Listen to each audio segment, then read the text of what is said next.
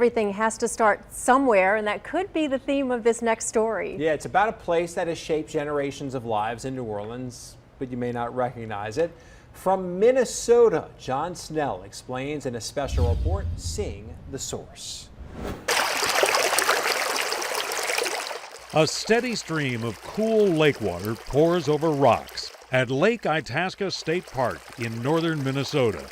John Utner from Michigan visited this place as a child and now brings his children. I wanted my kids to do the same exact thing. So 40 years later, here I am with my kids about a little bit older than I was. More than 500,000 people a year come to see it. A little wet?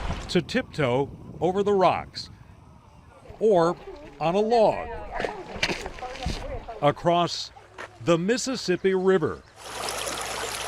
The rocks mark its headwaters, Lake Itasca on the left, which spills into the Mississippi. These rocks define the beginning of the river, and right behind me is the mighty Mississippi as it's raging down its channel to the Gulf of Mexico. The mighty Mississippi, right? Yeah, right the mighty Mississippi. We call it the mighty Mississippi, even if it's a baby. Connie Cox has served as the park naturalist for a quarter of a century. What exactly defines a headwaters? What defines the headwaters is a separation between the source of its water and where the river begins. But the surface flow and volume needs to be continual year-round. About a quarter-mile downstream, under the first auto bridge crossing the river, the rushing sound becomes a whisper. An extreme drought grips this part of Minnesota, but the lake, fed by springs, pours water into the Mississippi every day of the year.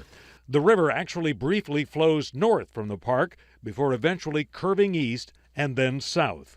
Through Minnesota, the river's path confuses the newcomer as it snakes through grassy, marshy areas, sometimes disguising its channel. Where it looks almost like the curlicue on a cupcake, that it's winding and meandering from bank to bank. Part of the poetry of this place is knowing what the river becomes on its 2,300-mile journey to the Gulf of Mexico. Just a simple little place, and then all of a sudden, you know, it's a major thoroughfare. Consider this is a river that goes on to drain 41% of the country, but it starts in this creek-like, foot-deep, barely a bayou waterway in northern Minnesota. In this natural spot, maintenance crews must daily fight nature just a bit. Beaver every morning are trying to dam up the Mississippi River. They're trying to hold back Lake Itasca. Exactly where the Mississippi begins generated controversy in the early 19th century.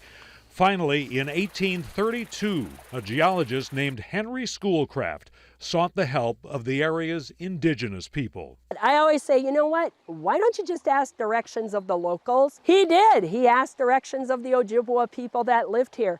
And it was good he did, because they are the ones who had identified the river's course.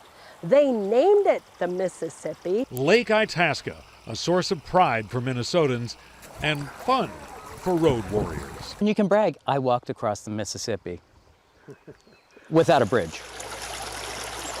John Snell, Fox 8 Local First.